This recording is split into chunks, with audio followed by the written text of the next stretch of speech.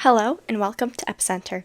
My name is Camilla Foy, and today we have a very special episode.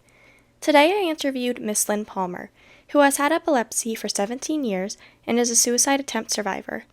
I was contacted by Miss Palmer a few weeks ago, and when she told me her story, I felt it was one everyone needed to hear.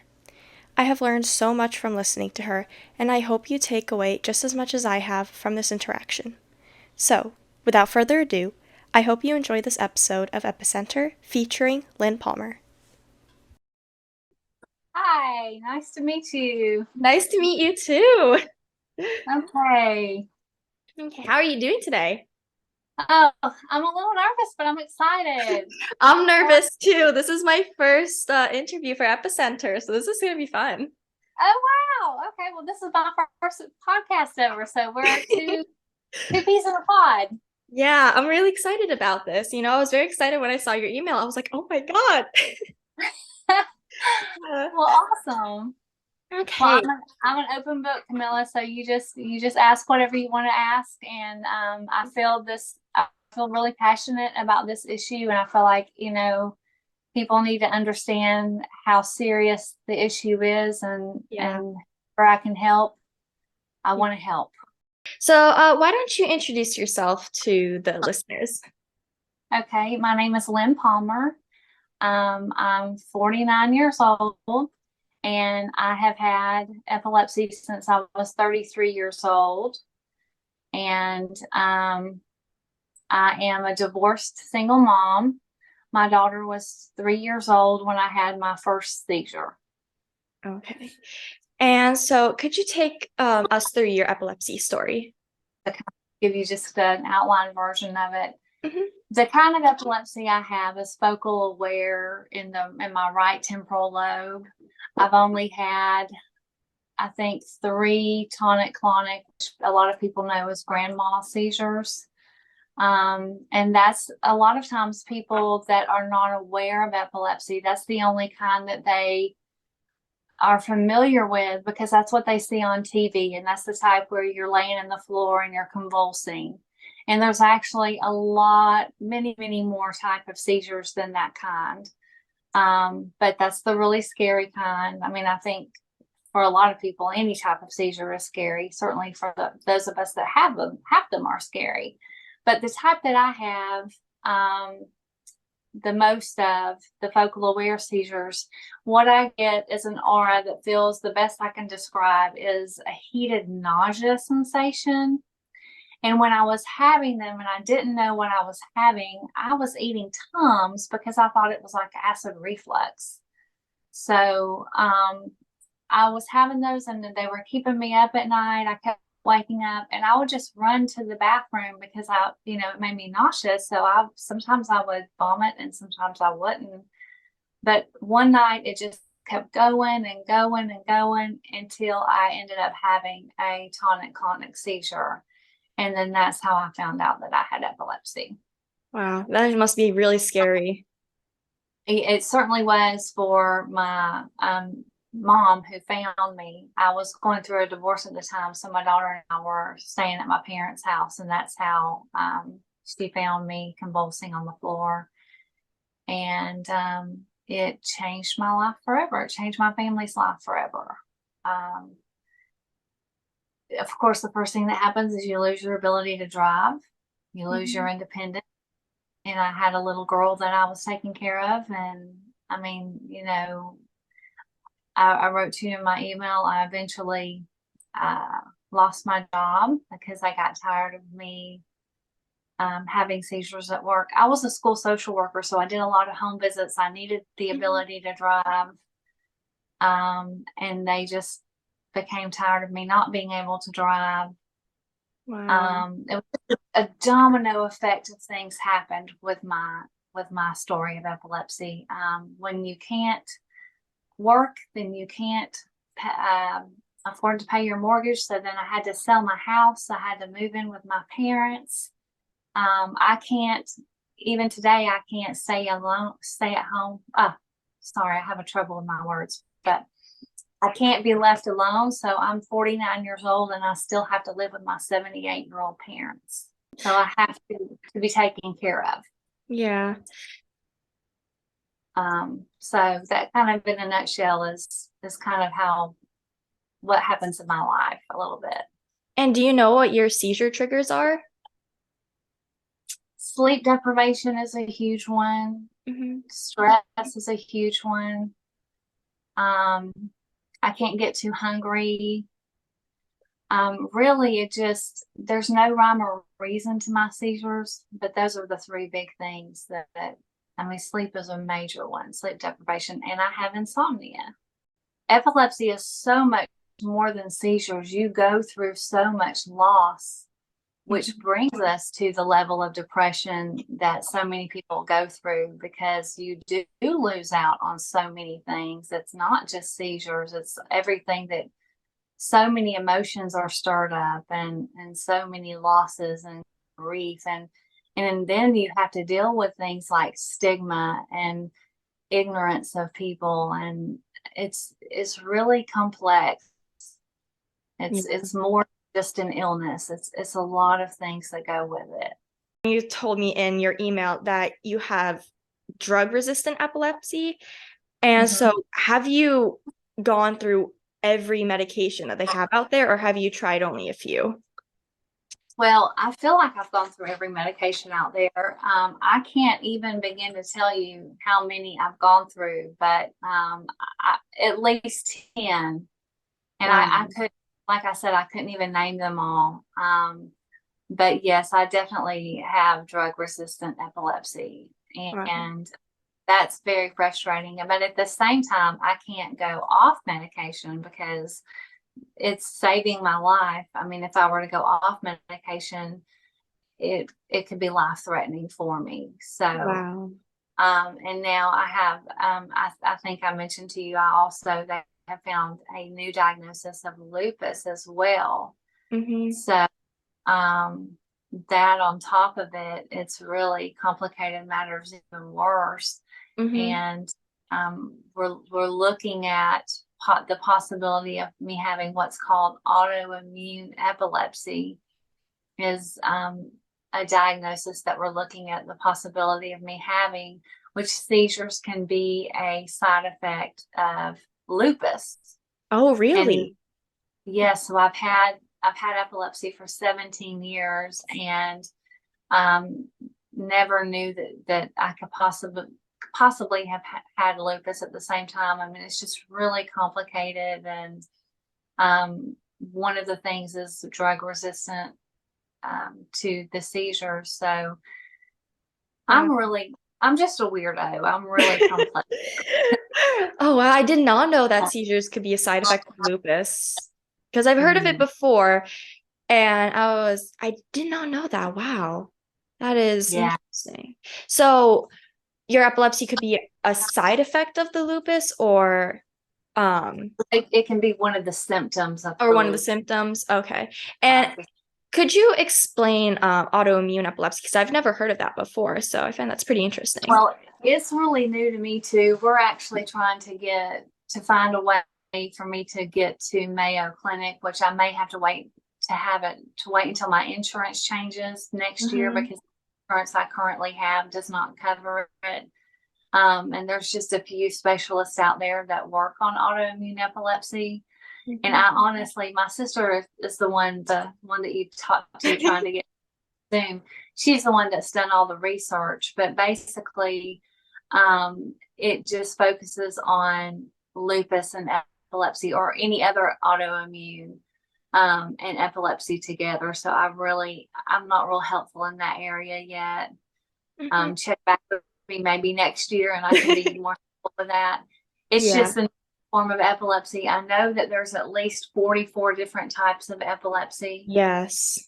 some really specific ones out there. Um, and so that unfortunately I can't be more helpful in that area, but that's just one that I'm looking at possibly having. Well, my daughter is almost 20 and she has witnessed so much and went through so much with me. Certainly, it has not been an easy feat being a Mm-hmm. mom with epilepsy.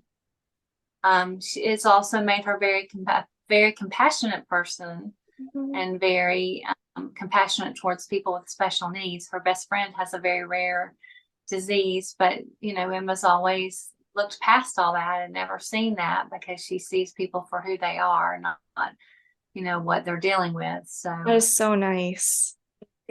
yeah, it is. Yeah, we need more people like that in this world too. That is just amazing. And Yeah. there needs to be more of that with people with epilepsy because there is a lot of stigma and a lot of Hmm. ignorance behind that. Hmm. And I know you were telling me that you've had a lot of experience with the stigma and people not willing to help. Yes. I went through a lot with my job, trying to fight to keep my job, and then I ultimately lost it. I was called a liability, Oh and no. I can't remember the other word. I can't believe I lost that, but yeah, and just I actually tried to. I know I touched base with you about that. I'm a survivor of a suicide attempt Hmm. because I struggled with depression and from the epilepsy. And I actually tried to get into a center, a private treatment center, of April of 2021, which was 5 months before my suicide attempt. And because of my epilepsy, they would not let me in the facility because Wow. they said they weren't a hospital and they couldn't take me in. And so 5 months later was my suicide attempt. It was like I tried to get help, but they wouldn't take me. That is So horrible. yeah, it just really spoke volumes. I had a serious problem, and it was like, whoa, you have seizures, so we can't touch you. And it was like I was reaching out for help, Oh no. and no one would touch me. So, and then I almost lost my life. I just broke one day, and I broke on the day before my daughter's 18th birthday. We were actually going to celebrate her birthday, and I overdosed on the day of her birthday party. I mean, talk about crappy mother of the year. And um, it's still hard for me to talk about, but it's important for me to talk about. Hmm. And I took between 18 to 20 anti-seizure medications, and I just was searching for a deep peace. But then luckily, my dad thought I was taking a nap, but my daughter tried to call me, and I always answer my phone. Hmm. And I didn't answer it. And she was like, go find mama. And he said, she's sleeping. And she said, no, something's wrong. Go find her. And he found me, and I was seizing and vomiting. And so I was rescued, and luckily, and I was in treatment for 3 days in the hospital and 7 days in a rehab center. And I've been fine ever since. But it took me to getting to the lowest point of my life to having a turnaround. But, it it was the lowest point of my life, but epilepsy really can get you into a low place. And depression and epilepsy are not recognized the way that they need to be. We need help, and it's a serious problem. And I think now, like for example, the Epilepsy Foundation, it's been their whole focus this year, epilepsy and mental health. So people are really starting to recognize it now. Yeah. And so I really appreciate that because there for a while it wasn't getting noticed. And were you able to eventually get the help that you needed?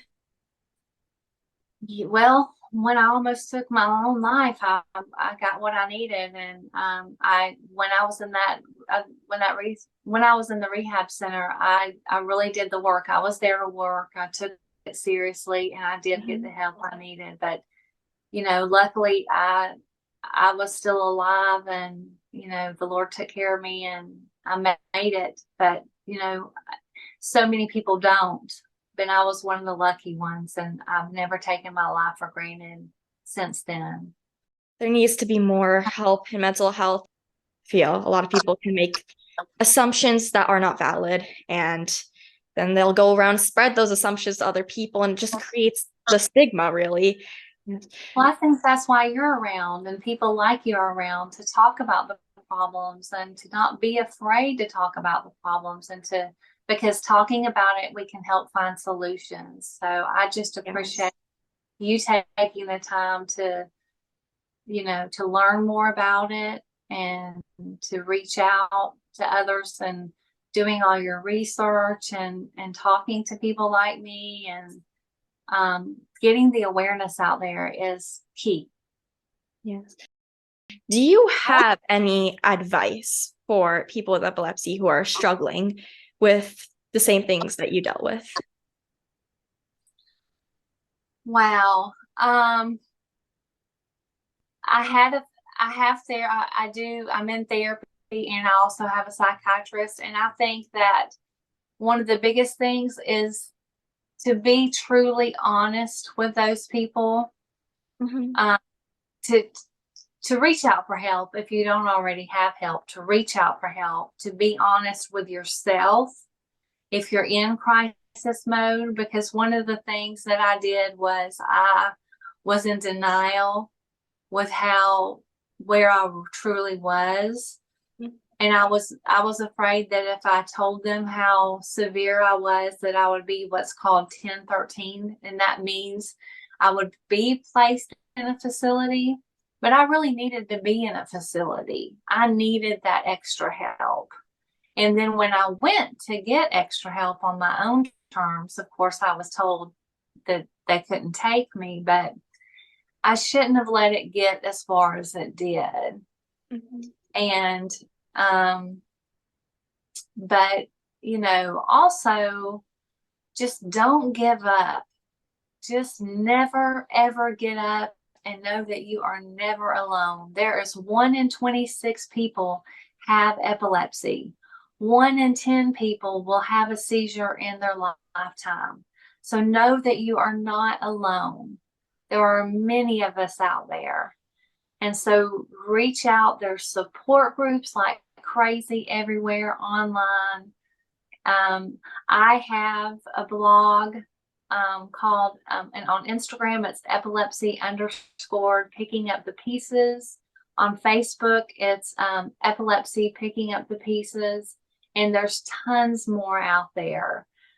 So just don't isolate yourself because there's so many ways you can reach out. I mean, the Epilepsy Foundation has all kinds of things. There's Purple Day every day. There's just so many ways you don't have to be alone. That is really good advice. I feel so many people could benefit from hearing that. And I've seen your page too. It is a really nice page and it has so many things that people could learn on there. And Thank I wonder, do you have like anything to add for people who don't have epilepsy you. to understand better how they can help someone with epilepsy, even if they don't know them that well? Well, I think it's important to, um, I mean, it's easier said than done, but I mean, epilepsy, when you see someone have a seizure, it's scary, but try to keep an open mind and, you know, um, you try not to panic, which is easier said than done because it's really, from what I hear, it's really, really scary to see. But you want to do things like turn them on their side, try to put something soft underneath their head, do not put anything in their mouth. Call 911 if it goes beyond 5 minutes. If it's their first time having a seizure, if they're pregnant, you certainly want to call 911. I'm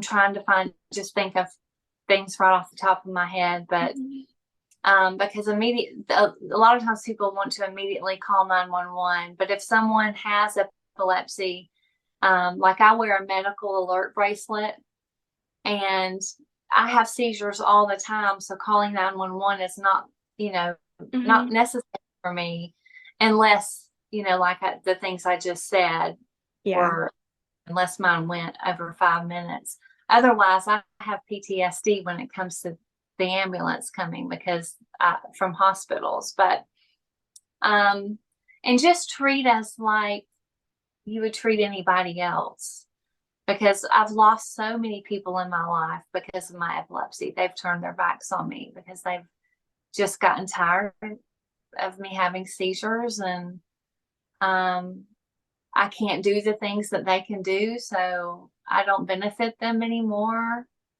type of thing. So just, epilepsy, I may have epilepsy, but epilepsy doesn't have me. I'm still a human being, just like anyone else. And I still have feelings, just like anyone else. So just trying to keep that in mind. We just have to do things differently. That's all. We have to do them with safety precautions. I can't go skydiving, but I can go hiking, or I can, do other things. So hopefully that's helpful information for you.